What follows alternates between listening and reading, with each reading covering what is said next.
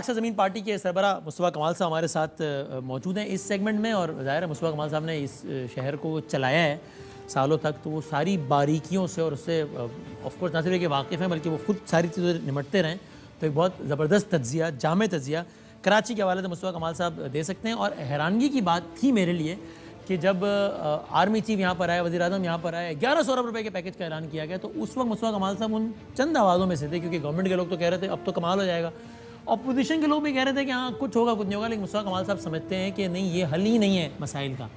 तो मुस्तफ़ा कमाल साहब अस्सलाम वालेकुम, बहुत शुक्रिया वक्त देने का। शुक्रिया। शुरू यहीं से कर लेते हैं कि ज़ाहिर है अभी तो कुछ दिन ही हुए हैं इस पैकेज को अनाउंस किए हुए, लेकिन आपने अभी से ये कह दिया, मैंने आपका बयान देखा कि देखें अब सब कराची के मसले को भूल के एक तरफ लग गए हैं।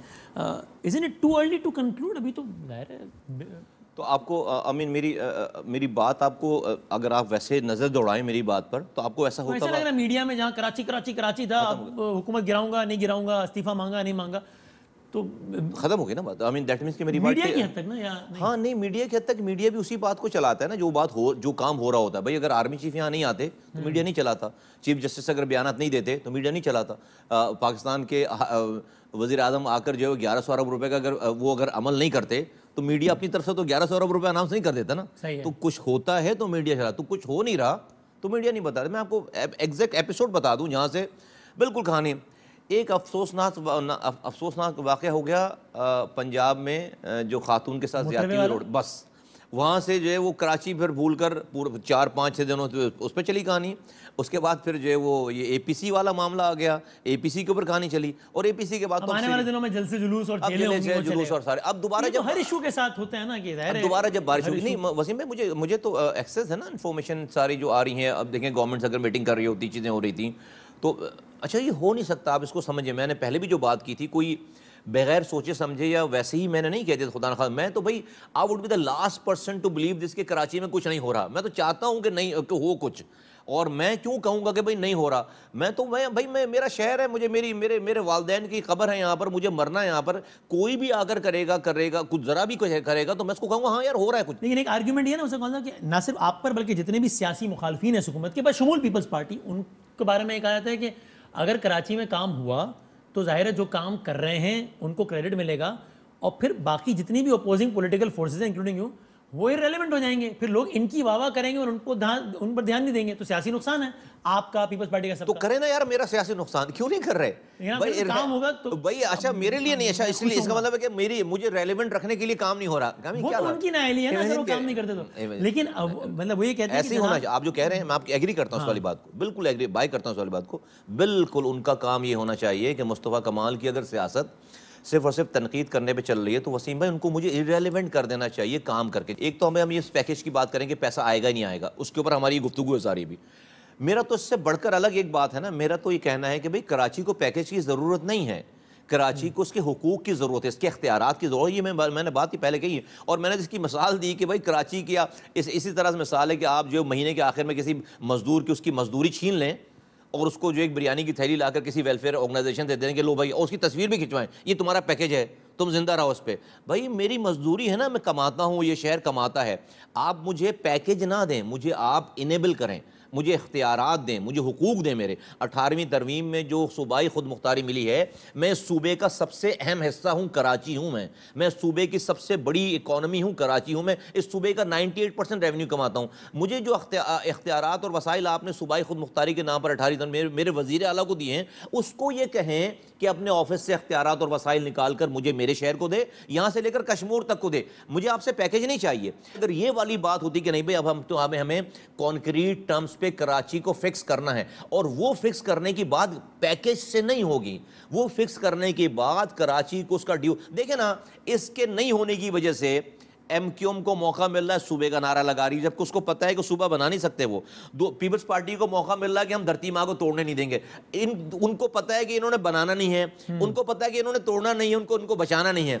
दोनों इस सिंध कार्ड और मुहाजिर कार्ड के पीछे छुप कर अपनी एक 12 साल से हुक्मरानी कर रहा है, एक 4 साल से हम पर हुक्मरानी कर रहे थे लोकल गवर्नमेंट में। दोनों इस नारे के पीछे छुप रहे हैं, ये ठीक बात नहीं है। मेरे तो मैं अच्छा सूबे के नारे के हवाले से मेरी भी कमोबेश यही रहा है जो आप कह रहे हैं, लेकिन मुझे बताइए कि ये सूबों का नारा, ये कोई गैर आईनी मुतालबा तो नहीं है। तो ठीक है, एक जमात है वो समझती है कि ये हल है तो उसकी तकरार कर रही है, उसमें क्या वसीम भाई, एमक्यूएम कहती है कि हमने सूबा बनाना है, दो तरीके हैं, आईनी तरीका और एक लड़ाई का तरीका। आईनी कह रहे हैं आईनी तरीका अपनाएंगे, लड़ाई नहीं करनी। वसीम भाई कैसे करेंगे? उनके पास जो है 10% मेजॉरिटी नहीं है, 75% चाहिए। कैसे करेंगे? सारे सिंधी एमपीएस को राजी कर लिया है, नंबर 1। तो वही थोड़ी कह रहे हम कल करेंगे, कह रहे हैं तहरीक है, आज आगाज किया है, ठीक है, बड़े मकासद के उसूल में दिहाइयाँ लग जाती हैं, ठीक है। वेल अगर मैं लोगों को अगर उनकी ये बात बाय करनी है और लोगों तो मुझे तो मेरे पास तो कोई हथियार नहीं है कि मैं लोगों को बोलूँगा नहीं उनकी बात ना माने। अगर लोगों को ये उनका इतना इतना सिंपल सा ये नैरेटिव अगर उनको बाय करते हैं कि भाई इतनी सारी गवर्नमेंट्स गुजारने के बाद अभी कहें कि भाई हम तो सिर्फ ये नारा लगा रहे हैं, इस नारे पर भी हमें 30 साल और वोट दो और हम एक तकरीर भी नहीं करेंगे, कल को जब पीपल्स पार्टी हमें असेंबली में हमें 2 सीटें ऑफर करेगी, वजारतें देंगी, तो हम उनको टोपियाँ पहना देंगे, अपने अजरकें डाल देंगे और दोबारा भाई भाई हो जाएंगे। अगर लोगों को ये बाय करके ये उनके पीछे लगना है तो मैं कौन होता हूँ रोकने वाला? तो मुस्तफा कमाल साहब, अगर हम इसको कंक्लूड करें, ज़रा आसान अल्फाज में ले लें, तो आप इसका मतलब ये कह रहे हैं कराची के जो लोग इस वक्त देख रहे हैं मैडम, कि आपका ये तज्जिया है कि कुछ भी नहीं होने वाला है? अनफॉर्चुनेटली वसीम भाई, इस पर जेर ज़बर भी मैं इस पर ऐड नहीं करूँगा, ऐसे ही है, कुछ भी नहीं होने, आज के दिन तक तो कुछ भी नहीं होने वाला। अच्छा, लेकिन अब आप जो इसका सोल्यूशन प्रेफर कर रहे हैं वो भी प्रैक्टिकल इस लिहाज से नहीं लग रहा, कि ऐसे नहीं लग रहा कि ये काम भी होगा, बिकॉज ऑफ मेनी रीज़न, कि आप कह रहे हैं इसका हल ये है कि अफवाज पाकिस्तान के सरबरा सूबे सिंध के सरबरा यानी कि वज़ीर आला से कहे कि भाई बल्दियाती इदारों को जो है ना बाइख्तियार करो। ये होता तो ये भी नज़र नहीं आ रहा, तो आपका जो सोल्यूशन है वही बहुत नॉन प्रैक्टिकल है। देखिए आपके नहीं आपके मुल्क के हिसाब से नॉन प्रैक्टिकल नहीं है, हमारे मुल्क में तो ये होता है ना, ये हो रहा है भाई। अगर ऐसी बात नहीं होती, नॉन प्रैक्टिकल बात होती, तो भाई आर्मी चीफ तो नहीं आते ना 2 रातों के लिए बैठते, यहाँ पर कोई जंग तो नहीं चल रही थी, नालों के मसले को डिस्कस कर रहे थे ना, वो कचरे के मसले को डिस्कस कर रहे थे ना। अच्छा, सही कर रहे थे, क्यों किस लिए कर रहे थे कि ये जगह वो जगह है जहाँ से इस जगह से जो पैसे निकलते हैं वो पूरे पाकिस्तान को चलाते हैं, इससे आर्मी भी चलती है, इससे मुल्क की इकॉनमी भी चल रही है, मुल्क के इदारे भी चल रहे हैं, पूरा मुल्क चल रहा है, 70% रेवेन्यू। इस जगह को अगर कोई एक्सप्लॉइट करेगा, ख़राब करेगा और तबाही बर्बादी होगी, तो सिर्फ ये जगह ख़राब नहीं होगी, शहर ख़राब नहीं होगा, इसलिए सबका इंटरफेरेंस बनता है, इसलिए बनता है। तो मुझे आर्मी चीफ अगर वज़ीर आला सिंध से कहेंगे तो वज़ीर आला सिंध ये रिस्पॉन्ड करेंगे कि सर मैं आपकी राय का बड़ा एहतराम है, लेकिन मैं आइन मुझे करने की इजाज़त देता है, मैं उन लोगों की बात मानने का पाबंद हूँ जिनके मैं वोट लेकर आया हूँ। मैं वो नहीं कहेंगे, मेरी गारंटी है क्या कहेंगे आप? वो ये नहीं कहेंगे, वज़ीर आला ये नहीं कहेंगे, आर्मी चीफ ये कहें उनसे, वज़ीर आला नहीं कहेंगे, मुझे पता नहीं कहेंगे। वज़ीर आला क्या कहेंगे आपके ख्याल में? छोड़ दें इस वाली बात को, वो मानेंगे, बात को माननी पड़ेगी उनको। तो फिर आर्मी चीफ क्यों नहीं कह रहे? मैं कह रहा हूँ कि हाँ, उनको अब ये सवाल है कि आई थिंक वो टाइम आ जाएगा कि जब कहना पड़ जाएगा, जब इसलिए कि देखें कराची का मसला ये यकीन जानिए सिर्फ नालों का मसला है, नेशनल सिक्योरिटी का। आप ये कह रहे हैं कि इस मुल्क में रिवायती तौर पर घी टेढ़ी उंगली से निकलता रहा है, तो एक कर देना, और सही ये कह रहे हैं आई मीन नहीं, मैं कहता हूँ कि भाई उन्होंने भाई ये नेशनल सिक्योरिटी का इशू है, ये आपके सूबाई हुकूमत की तमाम इस तासुबाना अमल की वजह से, ये तमाम इख्तियारात और वसाइल को अपने पास जोड़ कर रखने की वजह से नीचे बहुत महरूमी फैल रही है, दहशतगर्द बनेंगे लोग, अपने हाथों में हथियार उठाएंगे, बाहर की फोर्सेज इन्वॉल्व होंगी, एक्सप्लॉइट करेंगे शिया सुन्नी के नाम पर, देवबंदी बरेलवी के नाम पर, मुहाजिर सिंधियों के नाम पर, पख्तूनों के नाम पर। हमने ये 40 सालों में ये सारे ड्रामे यहाँ पर देखे हैं। मैं वैसे तो कल को फिर यही आर्मी, यही चीफ वजीर आला कल फिर इसी आर्मी को बुला रहे होंगे कि आ जाओ भाई मेरे शहर में, मेरे सूबे में अमन व अमान बहाल करो, तो उस वक्त फिर आर्मी कहे भाई तुमने दहशत खुद बनाए हैं, नहीं आने चाहिए फिर उनको। Do you think a time will come जब आर्मी चीफ के लेवल पे बात कही जाएगी और फिर मसाइल हल होना शुरू हो मैं जाएंगे? समझ रहा हूं कि देखिए जुडिशरी है पाकिस्तान की, वो टेकअप उसने कर रखा है, ठीक है ना।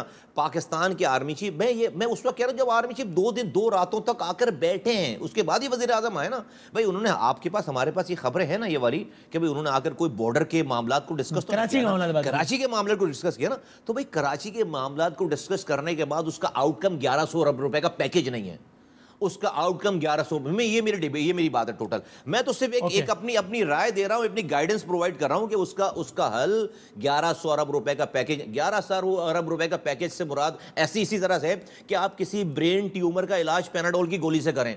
ब्रेन ट्यूमर का इलाज पैनाडोल की गोली से नहीं होगा, ब्रेन ट्यूमर का इलाज जो है वो ट्यूमर निकालने से होगा। इस प्रॉब्लम का ट्यूमर निकालें आप, और ट्यूमर निकालकर आप इसकी सर्जरी करें और इसको फिक्स करें, जब जाकर ये जिस्म नशोनुमा पाएगा, अदरवाइज जो है वो आपका दर्द नहीं जाएगा। मफरूज से बात कर लेते हैं। आर्मी चीफ के कहने पर या अदालत के कहने पर या किसी भी और तरीके से वो हो जाता है जो आप कह रहे हैं, यानी कि मकामी हुकूमतें बाइख्तियार हो जाती हैं। इलेक्शन होता है, एक लम्हे को फर्ज कर लें कि इलेक्शन में एमकेएम जीत जाती है, फॉर अ मोमेंट सोच लें, ठीक है वो एमकेएम जीतती है जो कि आपके ख्याल में जिसका कोई कैरेक्टर नहीं है, जिसका कोई वो नहीं है, ठीक है, तो फिर मसाइल तो फिर भी हल नहीं होंगे आवाम के आपकी लॉजिक के मुताबिक। नहीं, तो अगर ये हल है सोल्यूशन का, अगर ये सोल्यूशन है प्रॉब्लम्स का, तो फिर कल को एमकेएम आ जाएगी तो मसाइल हल हो जाएंगे। नहीं, डजंट मैटर। अगर देखिए एमकेएम आ जाती है तो एमकेएम को कम से कम अब ये मौका नहीं मिले, एक तो एमकेएम आएगी नहीं, मुझे पता एक लम्हे को सोच लें, ठीक है। इसलिए देखिए जो ग्राउंड रियलिटीज हैं, ये 4 साल ये एमकेएम उस वक्त की जीती हुई थी जब अल्ताफ हुसैन साहब 2015 के मेयर बने हुए थे। एमकेएम उसके बाद एक इलेक्शन हुए 4 सीटें, 17 में से 4 सीटें रह गई। तो मैं अब जो इलेक्शन होंगे ऐसा कोई भी ऐसी जमात आती है जो कि ना है तो उसके पास ये मौका नहीं होगा कि वो ये कहे कि मेरे पास इख्तियार नहीं है, उसको फिर लोग जूते मारेंगे, कोई ये कह नहीं पाएगा, कोई ये कह नहीं पाएगा। जब आप एक क्लैरिटी दे देंगे कि भाई ये तमाम चीजें डिवॉल्व हो गई हैं, ये चीजें हैं सारा सल्ला, कोई ये तो कह नहीं मारने से मसाइल हल शुरू हो जाएंगे, लोगों हो जाएंगे, या मसाइल इस तरह हल होंगे कि फिर वो गवर्नमेंट डिस्क्रेडिट होगी और अगले इलेक्शन में लोग उसको वोट आउट करके बेहतर गवर्नमेंट लाएंगे, फिर मसला होगा। ये है, वो भी है, लेकिन उस दौरान जब तक वो डिलीवर नहीं कर रहे हो उनको जूते भी पड़ लेंगे। देखिए लोकल गवर्नमेंट की ये बड़ी खूबी है, एक जो गली में यूसी नाजिम रहता है ना, अभी क्या कर रहा है वो, अभी तो कहता है आप उससे पानी मांगने जाओ तो कहता नहीं हमारे पास तो वाटर बोर्ड है नहीं, लेकिन उस इलाके का एक्सचेंज जो वाटर बोर्ड का है वो उसकी मर्जी के बगैर कनेक्शन काट नहीं सकता और लगा नहीं सकता, तो पैदा पानी पूरी कर रहा है वो। लेकिन लोग जब उसके पास जा रहे हैं तो कह रहे हैं हमारे पास तो, अच्छा वो ठीक कह रहा है, टेक्निकली वो ठीक कह रहा है, लीगली वो ठीक कह रहा है, लेकिन सेटिंग सारी है वहां पे। कल को वो ये नहीं कह सकेगा कि मेरे पास इख्तियार नहीं, लोग उससे पानी भी मांगेंगे, सीवरेज का निज़ाम भी मांगेंगे, उससे सॉलिड वेस्ट मैनेजमेंट का सोल्यूशन भी मांगेंगे। तो आप जब क्लैरिटी के साथ एक चीज़ों को डिफाइन कर देंगे, दे देंगे, तो उनको जूते पड़ रहे होंगे, जो काम नहीं करेगा उसको जूते नीचे पड़ेंगे, इसलिए ये कोई MP MNA वजीर नहीं होंगे, ये गलियों में रहने वाले लोग होंगे जो उसी मोहल्ले में रह रहे होंगे। और ऐसा नहीं है कि कराची वाले इतना बर्दाश्त करें इसकी। बहुत शुक्रिया मुस्तफा, बहुत शुक्रिया। मुस्तफा कमाल साहब हमारे साथ मौजूद थे। जिंदगी रही, सेहत रही, तो अगले प्रोग्राम में मिलेंगे इंशाल्लाह। अल्लाह हाफ़िज़।